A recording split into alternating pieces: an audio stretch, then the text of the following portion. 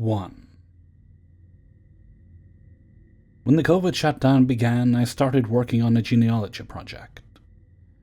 On the day a death certificate arrived in the mail and I was opening it, I saw a black shadow figure out of the side of my eye. Later that night I told my husband about it. My husband went into the kitchen, thinking about the figure, and thought to himself that I should tell my most spiritual friend, whom I call my fairy godfather, because he has predicted things in my life years before they would happen. When I would get pregnant, how many kids I would have, and my future husband. He was right about it all, down to the years I got pregnant. As soon as my husband thought this, a smoke alarm went off upstairs at 10 p.m. Worried it was a fire, he ran upstairs to check it out, and everything was fine. My husband came downstairs and started telling me how weird it was that when he was thinking I should call my friend about the project, the smoke alarm went off. As he was telling me this, the smoke alarm went off again. Freaked out, he said I had to call my friend and tell him. I emailed my friend about the project and what happened with the alarms. He emailed me back telling me that he had goosebumps and to call him as soon as I could. We talked for hours, which is normal, and he said that he didn't think that he would be around that much longer. I didn't believe him and just thought he was exhausted from his plethora of hardships in life, both physical and mental. 2 weeks later I got a call from a friend that they had found him dead in his home because he didn't show up on Zoom to teach his class. If the alarms did not go off, I probably would not have called him for another week or two after he passed. That turned my husband into a believer. I was a slight believer of the paranormal before, but this sealed it for me as well. After he passed, I've had 4 wonderful lucid dreams of him. One talking to him about death and inquiring about his soul in the dream, and another of him yelling at me to tell a distant friend that he had passed, "Call Joey, call Joey," who I would have forgotten to call and tell him he died if he didn't remind me. Since then, we've had electronic kids' toys go off when the kids were asleep, and my husband and I were having conversations about people who have passed. 2 weeks ago, a mutual friend of mine and my fairy godfather's was at our house, talking about how he had an exhausting life before he had died, and that he must be so happy to be in another realm. As I said that, the smoke alarm, this time upgraded to a Nest because the other ones freaked me out, went off. I laughed and had to explain the smoke alarm story. Our kids have also started experiencing things as well in the last year. When my daughter was 2 years old, we went to my grandma's grave and she kept talking about a baby that had no home. Lives, and she was pointing in the ground, and misses his mommy and daddy. Both kids have also woken up and asked to have music stop in their room. My husband went in and there was no music playing. My husband and I continue to have dreams about people and pets that have passed, and I get to talk to them about their death, although they always seem to be laughing when we ask about death in general or their souls. If anyone knows why, I would love to know. Everything has been pretty pleasant with our experiences, minus a dream that's freaked my husband out with 1,115 days floating in front of him.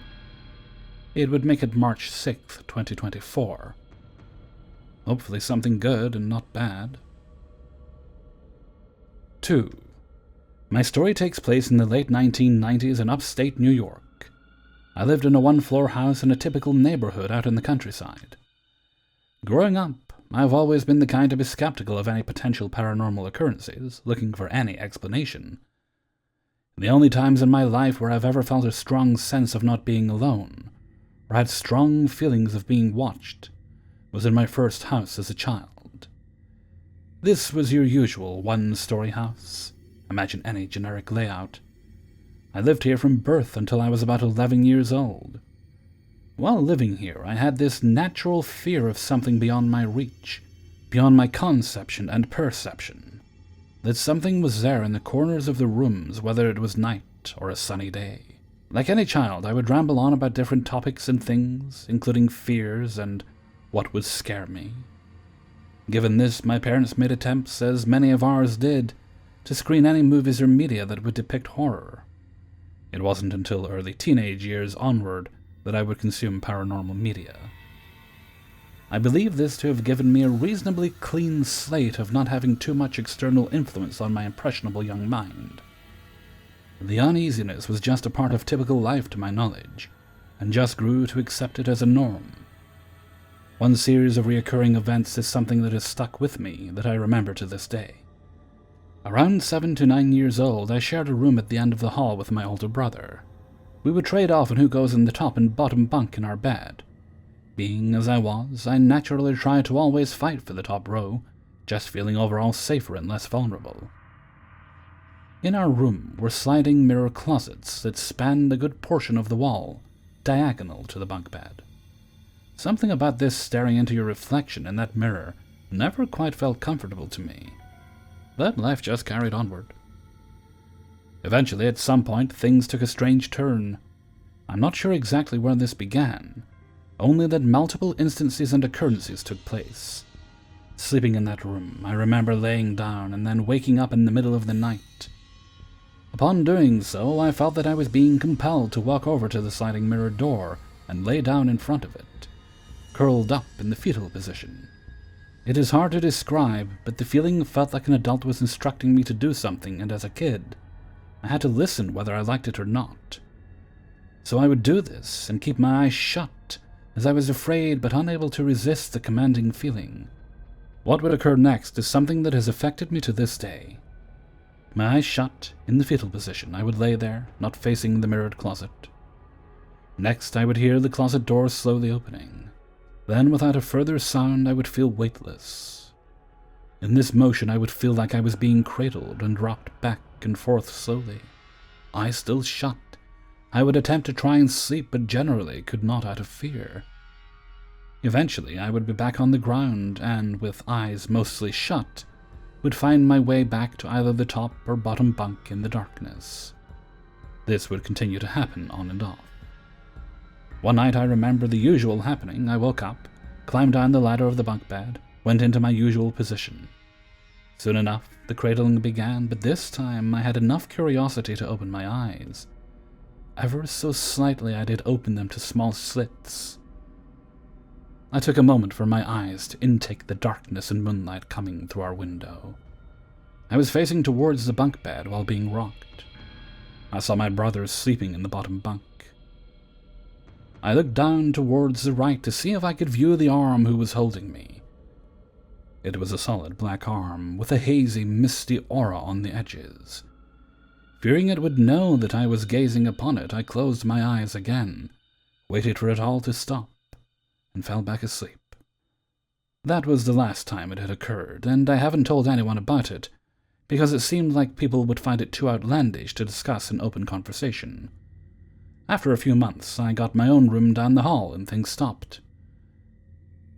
Only one other instance occurred before moving out and into a new home. I was sitting in my parents' bed, watching TV during the day by myself. I remember my parents and brother ran to the store around the corner and I wanted to finish watching a show. My parents' room was right next to my old bedroom, now my older brother's at the end of the hall, the doorways diagonal to each other. With no windows open in the house, no drafts, I saw the completely shut door to my parents' bedroom slowly open. It opened just enough, about the horizontal length of a person's face. There was no one that I could see on the other side. I smiled to myself and jokingly said out loud, "Stop spying on me," and shut the door. To my surprise, the door slowly shut. It didn't just shut at the crack of the door, but fully into the deadbolt itself. I remember my eyes widening, and that feeling of your face being flushed when you're scared or flustered.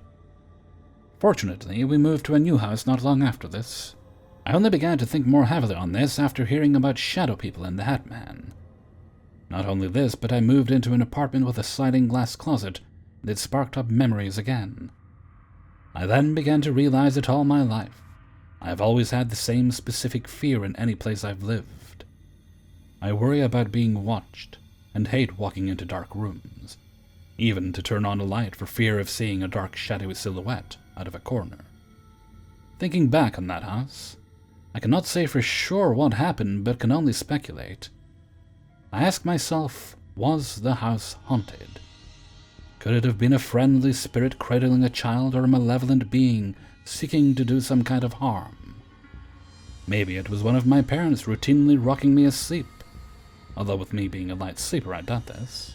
Perhaps the occurrence was a reoccurring nightmare set in a young child's mind, but it sure felt real. I'm interested in anyone's thoughts or if they've had similar experiences to mine. 3. When I was 13, my family moved into a home in a nice neighborhood in Tucson, Arizona. It was a relatively new build, 2002, and was part of a very nice subdivision. I lived in the house from age 13 roughly to 19. There was a year in the college dorms in the middle. No one had died in the house that I could find, and overall it didn't have any of those haunted house red flags. Also for context, although I am currently not very religious, I grew up in an extremely Christian and religious family. The entire time I lived in the house, I had horrible nightmares, to the point where I was scared to go to sleep. My parents would sort of play it off like it was nothing. My parents were on one side of the house and had their own bathroom. On my side of the house, it was just me and no one used my bathroom. At night, I would hear the sink was on and the toilet flushing. No one was ever in the bathroom when I looked. I tried to play it off like it was nothing. I would also hear scratching in the attic relatively frequently. My childhood house had a stray cat that lived in our attic, so I quickly explained that away is likely some sort of animal, even though this was a newer house with a sealed attic, and we never found an animal. I thought all of this was just happening to me. Eventually, my mom and dad started talking about footsteps they heard at night. My mom said they would walk around the house, but she didn't feel any negative energy, so she thought maybe it was an angel, or deceased loved one protecting us. My dad said the footsteps happened every night. I stayed awake one night, and sure as shit it sounded like someone shuffling through the house. All of this seemed pretty harmless activity until one night in my late teens, I woke up to find my bedroom door closed. I had a mirror on the back of my bedroom door, and I was always afraid of seeing something in the mirror, so I kept the door open and the hall light on. Everyone in the house knew about my obsession with keeping the door open. Later, when I asked about it, no one in my family said they shut my door. Upon seeing the door shut, I immediately panicked. I got out of bed, heart pounding, and tried not to look in the mirror. I opened the door, took a deep breath, and walked back to my bed. I remember thinking something like, this is the part of the horror movie where I get attacked. And then I lay down in my bed. This next part, I am not kidding. I know people will call BS and say it didn't happen. But I know without a shadow of a doubt this happened to me, and I can't explain it to save my life. The second I lay down in bed, it was like the covers were pulled up over my face and someone was holding them down over my head. It felt like hands were all over my body, pinning me down. I felt like I was burning all over, and I could hear the sound of firewood burning in my ears. I could hear laughing. I couldn't move, and I felt like I was going to die. Regardless of your views on religion, all I could think of to do was pray. I don't know if I prayed out loud or really loud in my head, but I said something like, "In the name of Jesus, stop!" 3 times. I remember very specifically on the 3rd time everything evaporated. My house was quiet, and I ran. I bolted into my parents' room covered in sweat and sobbing. My dad said it was just a nightmare. I got angry and yelled at him for not listening to me. I wouldn't go back into my room. My mom took it a little more seriously. The next day she had the house anointed and prayed over, and everything stopped. The footsteps, the nightmares, the toilet flushing, everything. We eventually moved out of the house, and nothing like that ever happened again. But it seems that everywhere I go since then, weird shit still happens to me periodically. But not on that scale. Like I said, I'm not super religious anymore, but this is one of those things I can't really explain. I know it happened. My family knows it happened. I can't offer any logical explanation for what happened. 4. I regularly visit abandoned buildings, so I've had quite a few experiences, but this was my first notable one. I was at a farmhouse that had been abandoned since the late 60s, although it appeared more like a time capsule from the 1920s with the things left inside. This farmhouse was quite literally in the middle of nowhere. Nothing but hills and fields as far as you can see. The inside of the house was fully boarded, and so it was pitch black inside. On entering the house, there was an instant feeling of being watched. But maybe that was just because it was so dark it instantly had that creepy vibe. I had forgotten to grab my torch from the car due to the excitement of finding the house, and so me and my boyfriend were using our phone torches to look around. Once we had scoped the whole building, we decided to start taking some pictures. We were in one of the upstairs bedrooms at this time. As soon as I mentioned taking a picture, we both heard a noise directly behind us, as if a chair had been scraped across the floor. We both looked at each other, thinking the other person had accidentally kicked something, but of course neither of us had. There was a stool in the room at that time, which I then scraped across the floor out of curiosity, and the noise was pretty much the same. Either way, I dismissed this. Old houses do make noises, albeit nothing quite like something scraping across the floor. We continued to go ahead to take some pictures. The first picture my boyfriend went to take was of a photograph, likely of the previous owners. The photo was an old black and white one, you know, the ones where they never smiled. Naturally, just to add to the creepy allure. As he went to take the photo, his phone literally shut off. He had never had trouble with his phone prior to this, but it literally shut down at the exact moment he went to take a picture.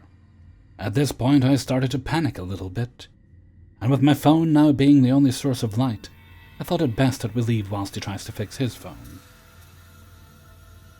As we were stood outside, I felt very unwelcome. I was also panicking as my boyfriend's phone was now not responding to anything, and we didn't have much money at the time, so there was no way we could have afforded a new phone. It was at this point that I decided to talk to any potential spirits that may be around.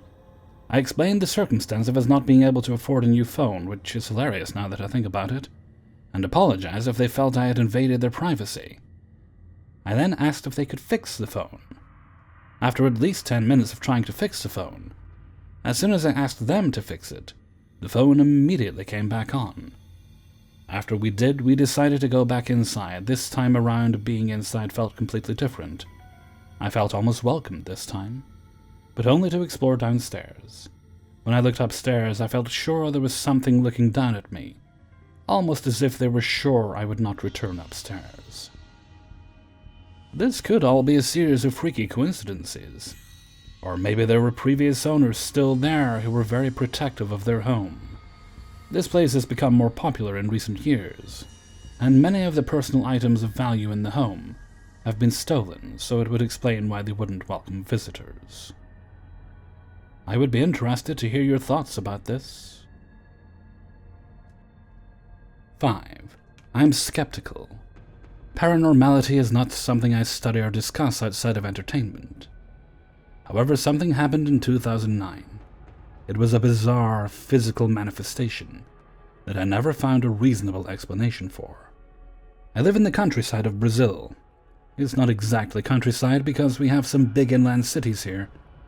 Anyway, I had some friends in a small neighboring town, which was 20 minutes away from my house by the highway. The small town was quiet, modest, with a population of about 15,000. I was 18 at the time, my best friend Alex 20. It was common for me to take the car and go visit him, spending weekends there and getting closer to his friends. We soon became a united group. Our nights were all about sitting in the central square, drinking and playing cards. But we were young and explorers, so from time to time, we went to more remote locations in the outskirts of the small town. And they all had their stories, but the strangest place was the bridge. The bridge was on a dirt road with no lights, surrounded by farms. The bridge was about 20 meters long over a creek. It was about 10 meters or 32 feet high to the creek, and was surrounded by native forest. Overall, the bridge was quiet and peaceful. We only heard a few nocturnal birds and the sound of the water.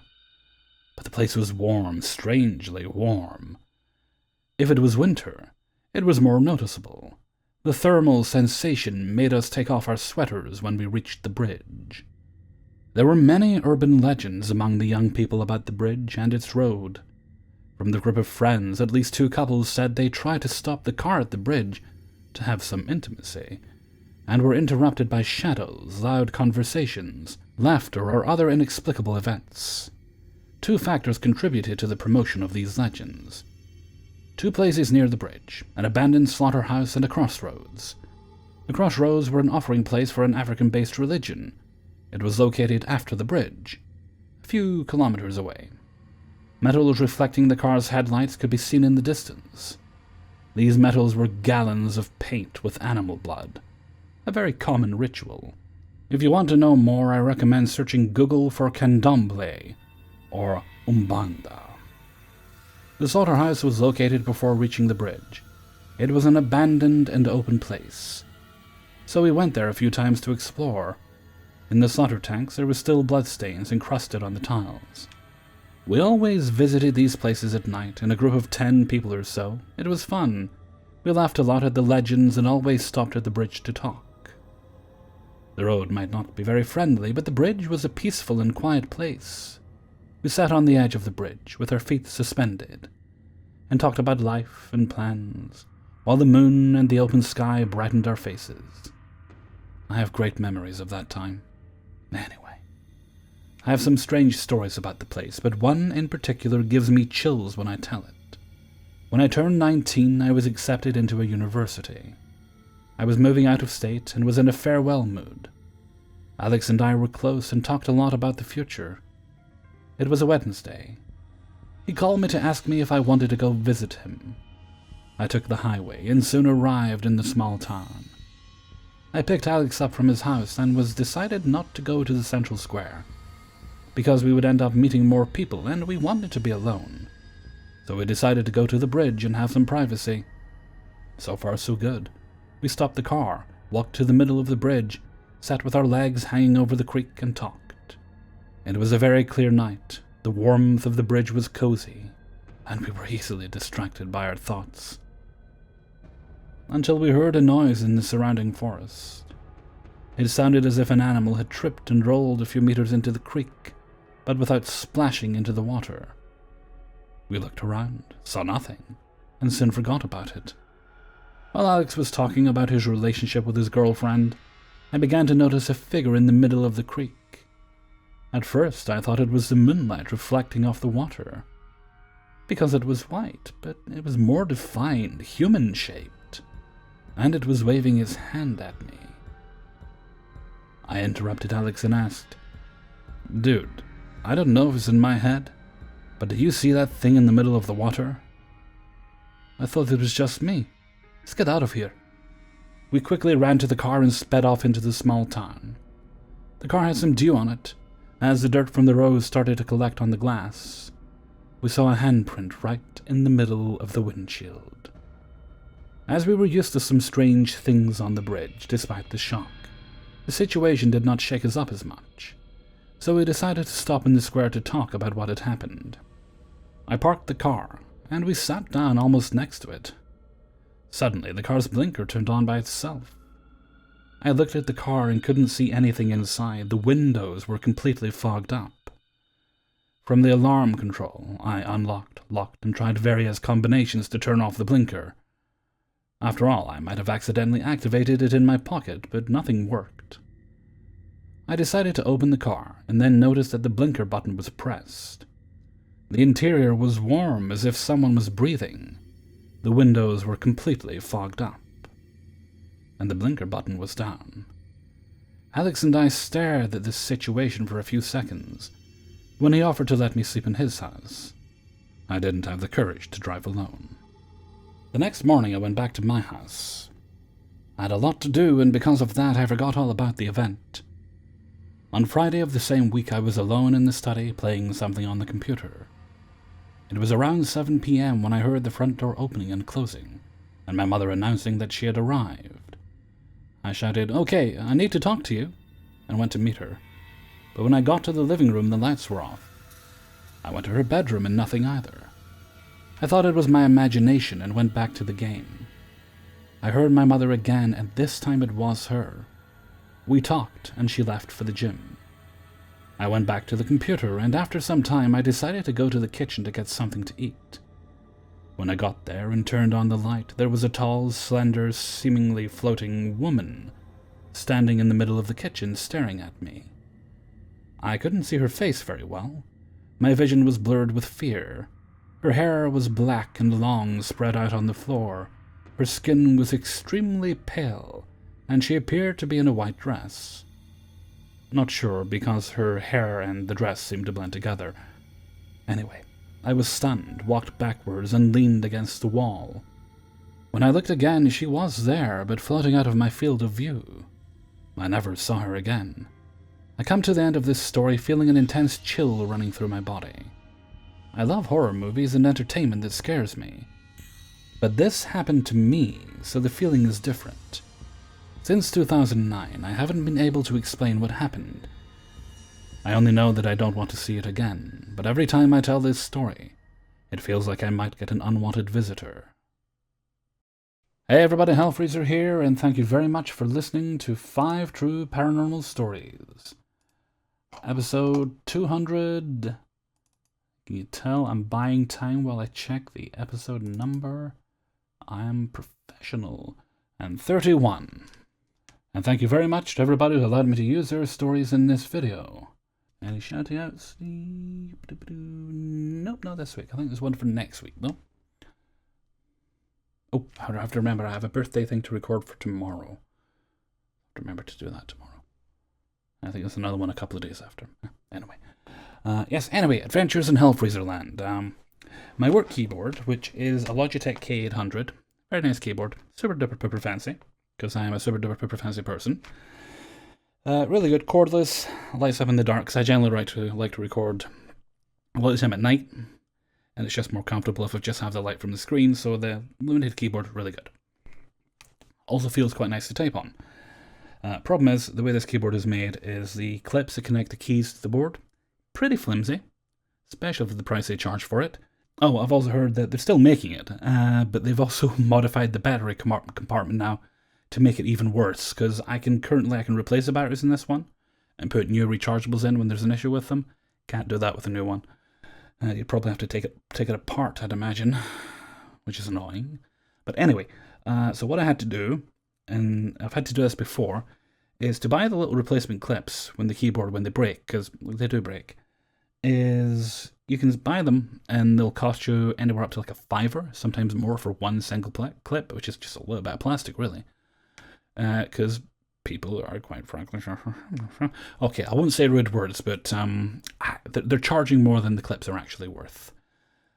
And I'm sure people are buying them because they keep doing it. But turns out, because I am SMRT, it's better to just buy a full but broken keyboard and take the clips and just harvest the clips and whatever you need off that. Sometimes keys, there's actually one of my keys missing as well, I think. And replace them with that, which works out a lot cheaper. So I did that once before, and annoyingly, because all the clips aren't the same, the ones under the spacebar, which I've had to replace previously a couple of years back, need replacing again, and I've already used them from the other keyboard I bought, so I had to buy another one today. Thankfully, I was able to find one for quite a cheap price. When you compare how much it would cost to buy the parts individually, quite a cheap price on eBay. And you never know, I might actually be able to get it to work, because the last one I bought did technically work. It did turn on, it did type. Some of the keys were dead though, so it wasn't really repairable. But you never know what's up with this one. If I can fix it, what I might do is harvest the parts I need and just use it as a spare, or use it for my gaming keyboard or something, because it would still be usable. It just wouldn't be as pristine as I need it for working on. Anyway, I'm going to shut up now because I'm yammering on too much about keyboards, aren't I? Anyway, with that, I'm going to head off from now. So until next time, thank you very much for listening, and take very good care of yourselves.